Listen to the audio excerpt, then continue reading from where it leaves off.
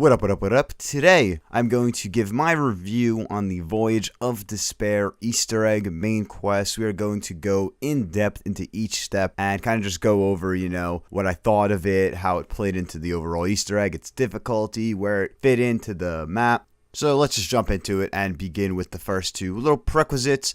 Retrieving the Sentinel artifact and activating the Pack-a-Punch. You'll pretty much do this in any game of Voyage you play. This is very, par for the course for Easter eggs. Turn the power on, activate Pack-a-Punch before you really could get into the meat and potatoes of the actual steps themselves. Speaking of that, let's get into the first step, the clock step. So this one has you running around the map looking for symbols and then they're associating clocks. This is actually kind of one of my favorite styles of Easter egg and zombies because it requires you to pick up a pen and paper and while you're playing, write stuff down because it is just a little too much information to memorize. I mean, I guess you could have some acronym system going and, have like if mailroom is at 9 and 6 or something, maybe you could do M96 and then remember all four things. But this is really something you need to get a pen and paper out. That's what I was doing. Here's a picture of all my notes I was taking during these steps and various runs. I like it. I like having to, scribble these little things down real fast, jot notes down while you're playing. It has some added interactivity. So once you have all your information for the clocks, you have to input them in the front and back of the boat in the forecastle and poop deck. This could be annoying if you're the only one in your squad, in your Easter egg squad, that knows how to do this step because you have to run back and forth across the whole boat. It helps if you have stamina up, of course, in your modifier slot. But I would honestly just recommend everyone be aware of this step and know where to check all of the things. In my run, in the later runs, we had more people knowing where each of the clocks and associating symbols were, so it wasn't just me running back and forth checking each spot because that could take a lot of time, which is going to be an important thing later on because this final boss cell, which I'll get to later, is pretty difficult, so you're going to want to get into the boss fight at a low round, around 20 if not less. So once you get your levers in place that match the clock's times, you move on to the next step, the outlet step. This step also does burn rounds because you can only create one portal per round. So, you're at least doing 4 rounds during this step. But this step is also cool. In the same way I enjoy the clock step, this step is also going to have you writing down where the locations of each elemental zombie should go per each outlet in each room. You could remember this, but it's 4 areas, 4 elements, and then a specific order that you have to do it in each time. So, I mean, that's some hella memory, but I also wrote this step down. I enjoyed this step. I liked it. It felt like, I'm like Nathan Drake and I'm consulting my journal. Like I make a little note on something like, oh, remember that? That's where the treasure is or stuff like that. This step is fun. Now, depending on just personal preference, you could do the portals as you create them, depending on if you do it the right order. Or you could just wait till all 4 are created and then jump into them. These are the challenge areas that could be difficult, could not be difficult. Really depends on your mindset, how confident you are, and just if you're prepared or not. We jumped in an earlier run when we were not prepared, but we thought, oh, round 9 we had this. We did not have it. We got slaughtered during the electric trial area. But still, for the most part, this shouldn't be the most difficult step. The challenges, they're tight. The water one is underwater. The boiler room one is really tight. But still, I mean, come prepared as in every zombie step. You're prepared, you're set. After this, you then have to shoot the 9 leaking blue pipes in the turbine room. So this is an interesting one because this one requires a couple things going on that when we do this, we normally have it prepared from earlier, but if you don't, now is the time to do it. So what you're going to need is the upgraded version of the Acid Kraken. So you're going to have to get a Kraken first of all, whether you're rocking immolations, fire cells, whatever, or just building it naturally, as well as getting the acid part from a elemental zombie and then, getting enough points to upgrade that, all that. And even this step, I pretty much always consulted a video. I never wanted to miss leaking blue pipe because they kind of blend into the environment of the area that I'm like, all right, I'm going to make sure I hit each one because if not, I'm going to miss one and I'm not going to know which one it is because they're not organized in a neat, nice way. They're all kind of just in corners and behind other pipes and you have to angle well. So this part, shooting the leaking pipes, I always consulted a video. Once you shot all of those though, the water fills up and then you have to place the artifact into the Pack-a-Punch in the engine room. This just normally kills the round. because if the pack punch isn't in there, you have to wait till the next round for it to spawn under the water. Just another one of those, like, oh, there's a minimum amount of rounds we could do this Easter egg in. Just be aware of that so we're never going too high into the rounds, which happened several times. Like, we went into the boss fight once at like 28 and we just got slaughtered. So this is just one of those round burning steps. Not too much of an issue because at this point you should really be holding a zombie, so you're just moving on in the game essentially. Next up is the planet step, a hidden way for Treyarch to teach you about astrology. I never thought I would learn the planets as well as I know them now, but here I am in a zombie match and knowing all of the planet location sizes and distance from the sun.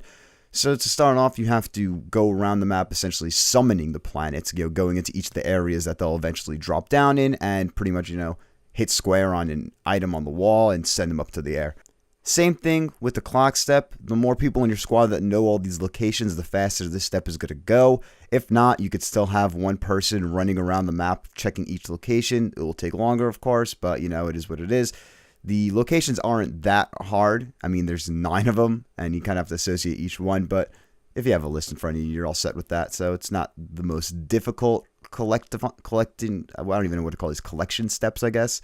Steps in zombies where you're pretty much just going around the map and picking things, looking for them in locations. Once you do that, you're now going to have to figure out the order how to shoot them. So you know which ones you shoot first. You can do that by watching the mobile display each planet in the cargo hold. This is beyond writing it down, though. Like, they appear so fast, the lights, that you need to have a capture card, have a phone videoing it, or ridiculous memory, because there's not enough time to look and see which ones are in which order and write them down. Every time I did this, since I'm running a capture card, of course, I was capturing that 10 seconds when they all appeared, and, I didn't even, pay attention to what they were. I was just making sure that they're in my footage, end the recording, then pull up that video, and then pretty much follow that throughout this following step. I wouldn't really know how to do this solo or anything because so many zombies run at you right when you hit square on the mobile, so you're kind of getting overrun. It gets a little annoying. Seems a little unfair, honestly. I mean, just give me 5 seconds or buffer between the zombies start running at me and if I could look at this thing, Let's say I am writing it down, let's say I do have my phone in my hand. I think there should just be more time allotted for the viewer, I would say, the person looking at the mobile for the order. Just more time for them to get their bearings, I guess, stay protected.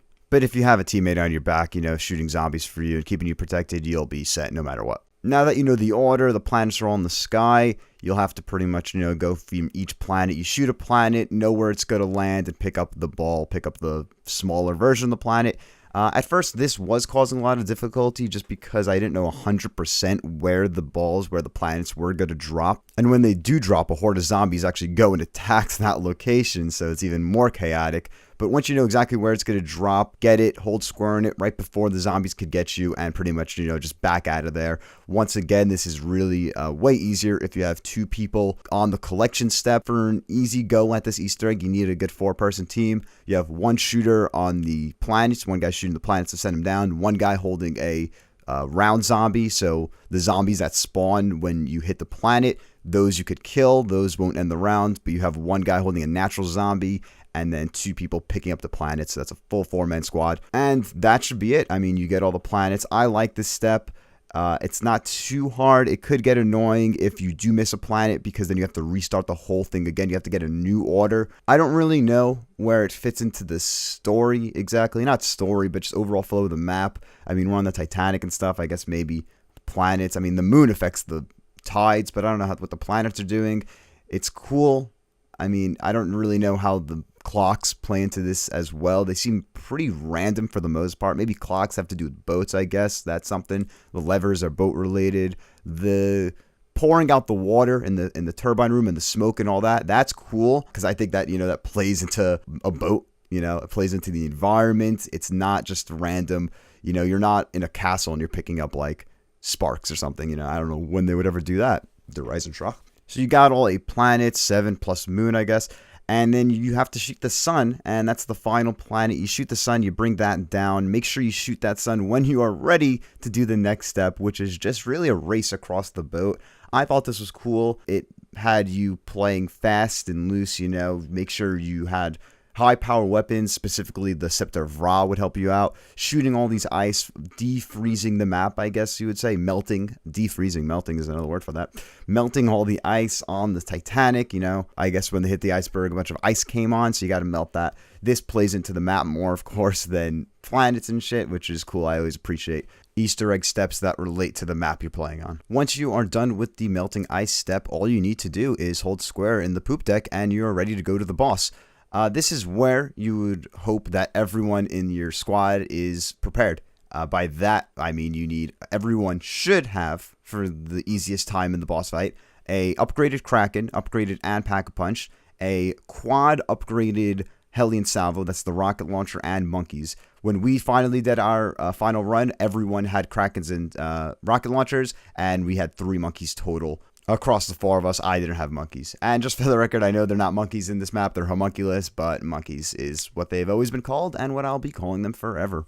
Getting prepared like this always reminds me of the time when you pretty much were required, actually literally for the step, to get EMP grenades and the transit Easter egg, just because that was so, I have PTSD from that, because I would literally be hitting that box constantly, wasting hundreds of thousands of points, and when no one on the team would get the EMP grenades that we needed for the, Avogadro zombie back in that map. I wouldn't say it's as annoying in BO4, BO2, you didn't have elixirs, you didn't have gobblegums, you didn't have anything like that. So it was a little more natural, I guess. You had to have way more points to, roll this many times for what you needed. If we're comparing it to Transit, it's not as bad as Transit, but it's still an annoying necessity to have to spin the box as often as you are. And I really can't imagine guaranteeing 4 rocket launchers without immolation, liquidation, or just insane luck. So now you're ready to go to the boss. This is going to be the sweatiest boss fight. I think even sweatier than Der Eisenschlag. It is a 5-phase boss fight. The first 3 phases don't even require shooting at the boss. More of just surviving. The first phase is pretty easy. It's on the poop deck. It's just kill a bunch of Blightfathers, Catalyst Stokers, all that. We've gone down, I think, once here, but on our first run, I think our first run ever, we went down in the first step, in the first phase. This step really you should be prepared for. If you're not prepared for at this step easily, you're not going to get through the next couple steps. After that, you go into the staterooms, or the engine room, I should say. The staterooms is third. The engine room has you in a much tighter location than the poop deck. Still, though, if you balance it 2 on top, 2 on bottom, or something like that, this shouldn't be that much of an issue. I kind of liked how chaotic it was. Then the next step, this one, had to be the most nervous for every time, especially in the beginning runs. But once you understood, and once you had monkeys and rocket launchers, this step became really easy. This is when you're in the small stateroom area, pretty much just hiding in a freaking bathroom, going into the hallways whenever you see the eye laser shooting at you. As long as you're alternating monkeys and have 2 guys on a rocket launcher on the side, 2 guys on the rocket launcher on the other side, and shoot whenever he comes out, you should get this done within minutes. Moving on to the 4th phase is the one when you're on the side of the boat in the promenade starboard deck, and you're pretty much just prepping up for the final boss fight. This is the same mechanic that will happen in the final phase, just without the white mechanic. Same thing, tight area, keep shooting whenever he's shooting at you, and stay alive.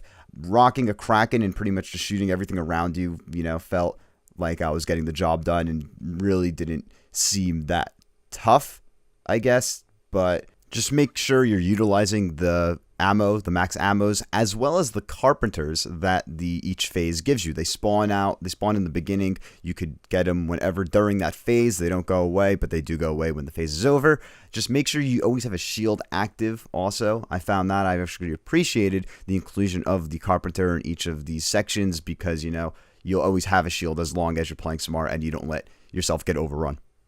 Now on to the final phase. This is back on the poop deck, pretty much exactly like the first phase, except turned up to 11, and the eye will be shooting at you, and you would have to shoot back as well.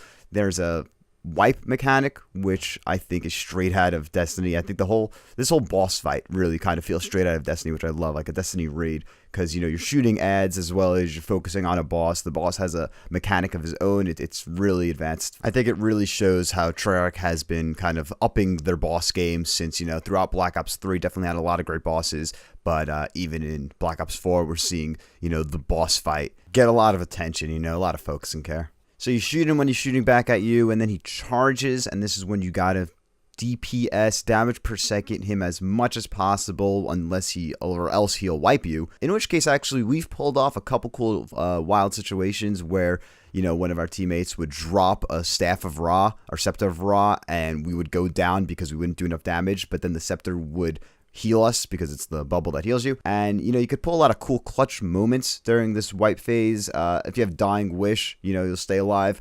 But if everyone has rockets, you shoot at him, he shouldn't trigger a wipe at all. On our final run when we did the Dark Ops challenge, he did not wipe us. I think we used one of our guys proc the Dying Wish.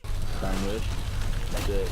But it was just on his own situation. He was cornered. It wasn't from the wipe. So enough damage can be done if you go into this boss fight at a low enough round and are prepared enough. Like, my opinion on this boss fight depends really on when you jump into it. If you go into this boss fight around 30 or mid 30s or high 20s, it's not going to be a fun boss fight. It's going to be extremely difficult and kind of feel annoying, and you get very frustrated at the game. Rather, if you go at a lower round, you know, 18, 20, 21, you feel like, ooh, this is a challenge, but not too difficult that it's pissing me off, that, like, I'm having fun doing this. And that's kind of the last impression the boss fight gave me, because that's how I did it on my last run.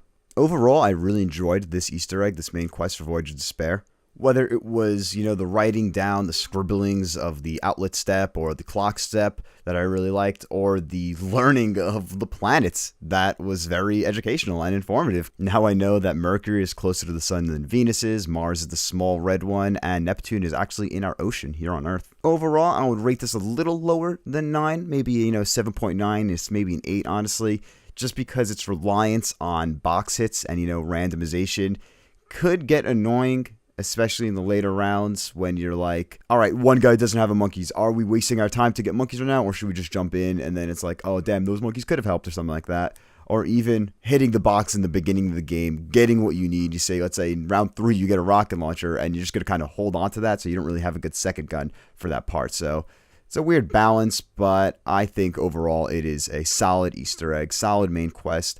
The parts that fit with the environment and the map are there, so that's great. There are parts that kind of don't really make sense with the map. I'll give it a pass for that. Voyage of Despair, 1 thumb up, an 8 also. A bunch of ratings. Go check out PS Best Friends on YouTube. You're already here. Subscribe, like this comment, smash this button. Also, check us out on all podcasting services. That's PlayStation Best Friends, PS Best Friends, a PlayStation podcast. You can find that anywhere. Spotify, Google Play, iTunes. You can find us on Twitter. We tweet, we twat, we do all that kind of good stuff at PSBF Podcast.